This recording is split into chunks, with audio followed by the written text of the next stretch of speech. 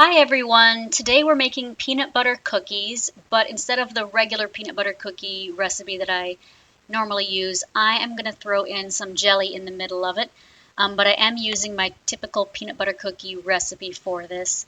So you're going to want a half cup of white sugar and a half cup of brown sugar, and you will see I am doing a quarter cup of real sugar and a quarter cup of sucralose because of my insulin thing. I like to make my own brown sugar with molasses because it's cheaper than finding sugar-free brown sugar in the store. Actually, the only option may be on Amazon right now. I don't mind the molasses sugar. It's not as bad for you as refined sugar is. So I'll make my own here using molasses and a mixture of cane sugar and sucralose. I never measure the molasses, and I feel like because I started out not measuring the molasses, it created this weird precedent where I can never measure the molasses ever again. I don't know what it is. I decided not to ever measure the molasses and just eyeball it and decide if it was dark enough for me. So I like using my hands to mix the sugar with the molasses because you can squeeze the sugar and get the molasses really all the way in there. Using a spoon or something in the past, I realized I was wasting molasses and making the sugar actually darker than what I needed. But you'll see here I'm going to add a little touch more. I think if you have a couple of tablespoons for every cup, you should be okay. But again, you just have to, it's just one of those things that I eyeball. If you do this as well, I would love to know what your ratio of molasses to sugar is.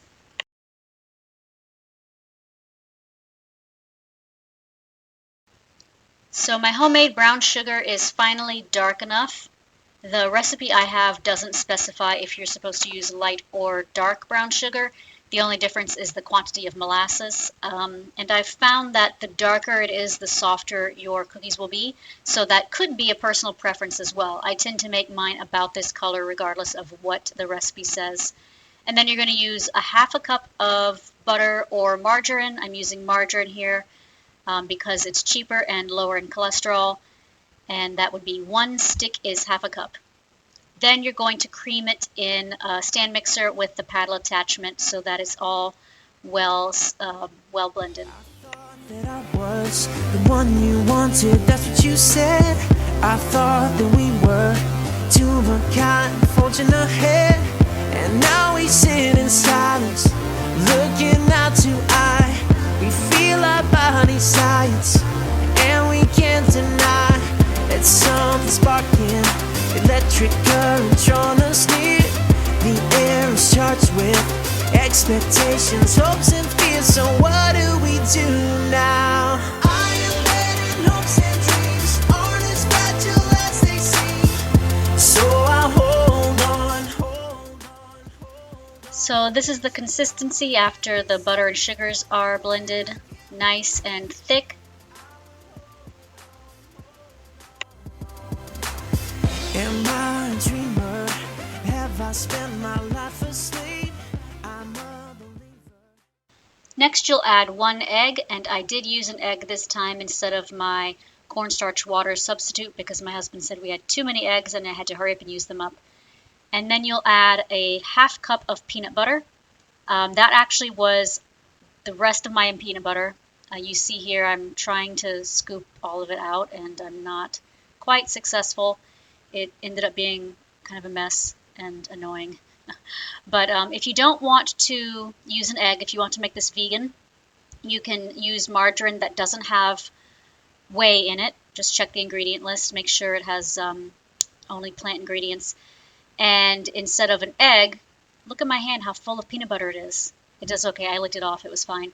Instead of an egg, you can try using your favorite egg substitute or my favorite egg substitute, which is a tablespoon of cornstarch mixed with 3 tablespoons of water in a small separate bowl, and then you throw that into the batter. I found that it works very well with baked goods, substituting whole eggs and even partial eggs, but you have to change the ratio of water a little bit, I think. So after I get the peanut butter off my finger, we're going to blend that on medium speed. And though we have our heartaches, we will find our way.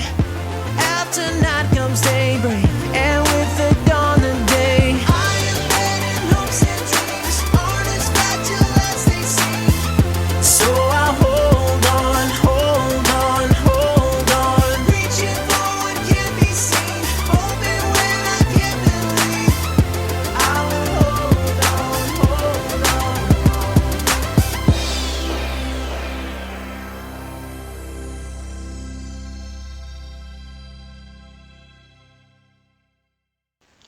So the consistency here is still nice and thick. Scrape everything off the sides of the bowl with a spatula if you can. And then we'll go on to the dry ingredients. So you're going to want to mix in a separate bowl, not in the same bowl like I did here. Ideally, it doesn't actually make that much of a difference, at least for me with this recipe. You'll want to put 1 1/4 cup of flour. I'm using whole wheat flour because it's slightly better for your insulin. And then you will add 3/4 teaspoon of baking soda.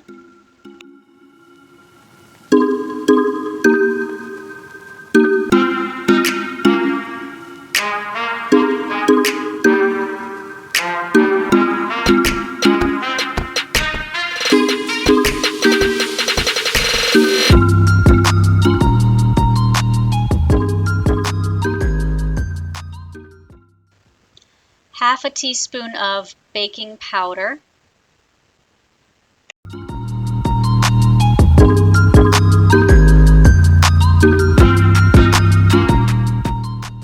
And finally, 1/4 teaspoon of salt. You would have ideally mixed this in a separate bowl together and then added it piecemeal into the wet dough. Then go ahead and blend on medium speed.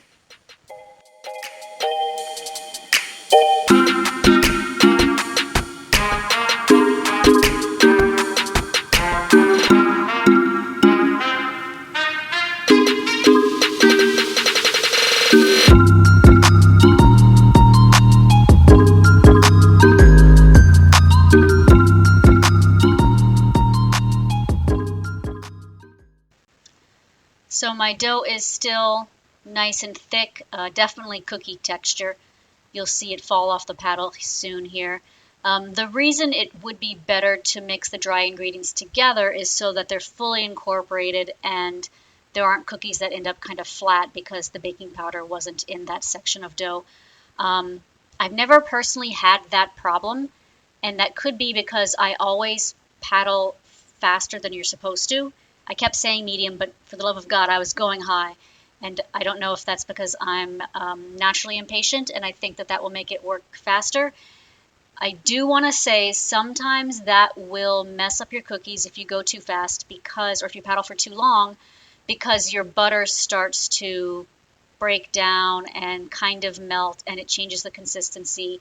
And if the butter is a little bit meltier when you put the dough into the oven, the cookies will end up being a little bit flatter and crunchier. And personally, I prefer soft cookies that have a decent shape to them. But if you like flat cookies, then go ahead and paddle the hell out of your dough. Now you're going to form them into dough balls, and the recipe says 1 to 2 inch diameter balls on the cookie sheet.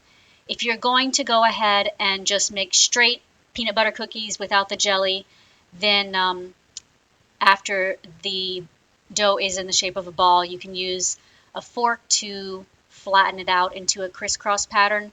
I would maybe flatten it out only halfway down, don't go too far. But you'll see here that I'm trying to, after I make everything a ball, I kind of look and figure out which cookies I'm going to want to turn into the sandwich cookies. So there's some here I decided to flatten out, trying to figure out how I was going to make these cookies. I was wondering, would it be better to put the jelly in the middle of the sandwich cookie, throw it in the oven, and cook it that way, or put the jelly on afterwards, which is why I have some that are just straight peanut butter cookies that I'm using the tines on. And then, like, after the jelly's on, I'm just showing you my greasy hands.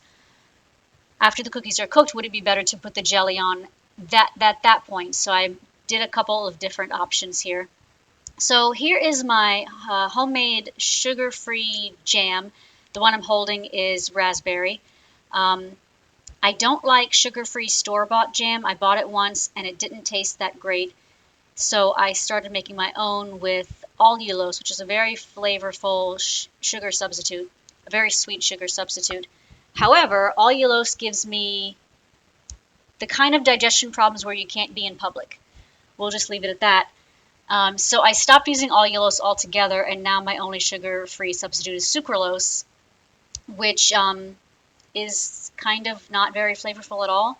So I'm not sure how I'm going to make jelly in the future. I think I'll probably just put a tiny bit of real sugar and the rest sucralose. But I have not needed to make jam in quite a while since I think last time I made it was before I gave up on the allulose. And I have quite a lot of jam in the freezer. That's the other thing I do. I stick it in an ice cube tray and I freeze it in little sandwich-sized portions, and then I defrost them as I need them. So if you don't use jam a lot, I suggest doing that with your jam because it really does last.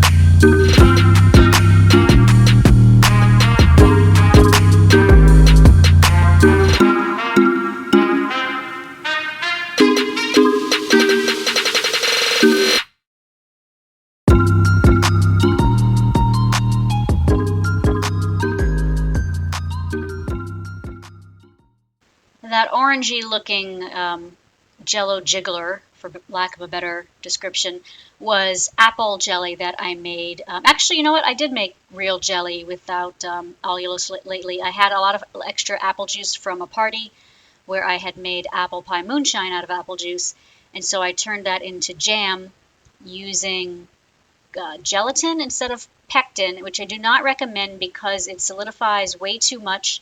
You want a little bit of liquidity with your jam when you're making it.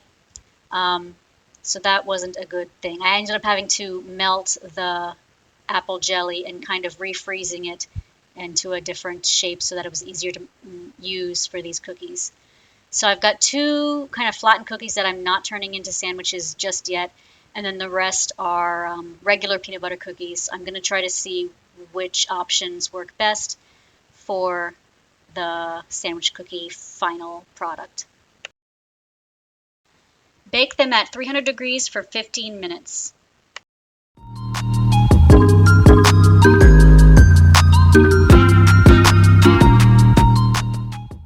Here's the apple jelly that I melted and then refroze so it was easier to manipulate with the cookies.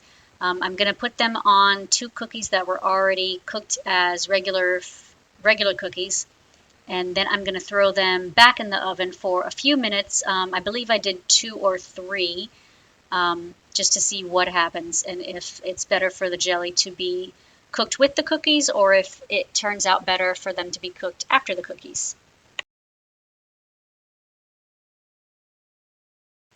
So just in case you were wondering, I did not find a recipe for these cookies. The peanut butter cookie recipe of mine I've had for almost 20 years now, so I can't tell you where I got it.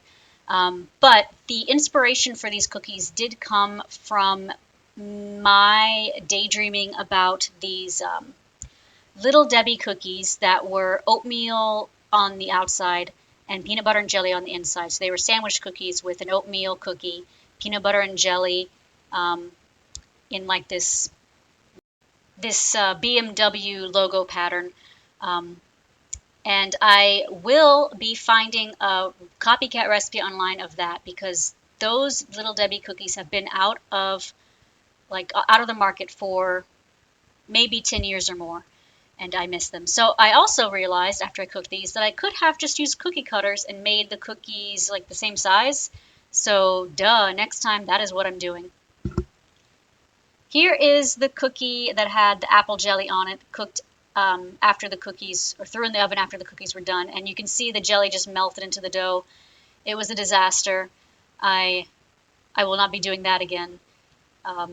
All of the cookies that were thrown into the oven after they were baked did not have any actual jelly on them after the fact.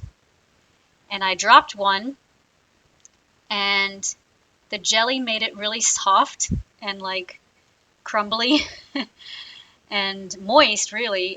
So I was like, oh well, it's moist and tasty, but I can't eat it like that.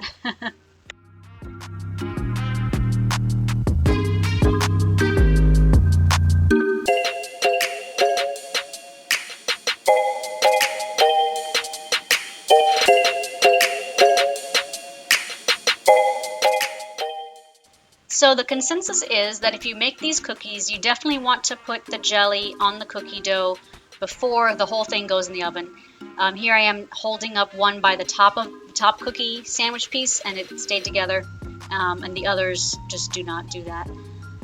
So I'll just be eating those as if they were regular peanut butter cookies. Another thing to remind yourself when you're making these and eating these is that one sandwich cookie is two cookies, so don't overindulge if you are trying to watch your sugar intake or your dessert intake or whatever. And I don't know if this is probably an aspect of my homemade jam, but the jam has this tiny little like layer of it. When they were cool, you could kind of taste the jam a lot more, but you can't really see the jam in the cookies. But they were definitely soft and tasty, and I will be looking for a more exact recipe that's like Little Debbie cakes in the future, because this is good but not good enough. So I hope that you try this recipe. Let me know what you think. Again, I just came up with it on the fly. The peanut butter part, like the cookie part, is a real recipe that I've used for years. Go ahead, like, share, and subscribe, and have a great day.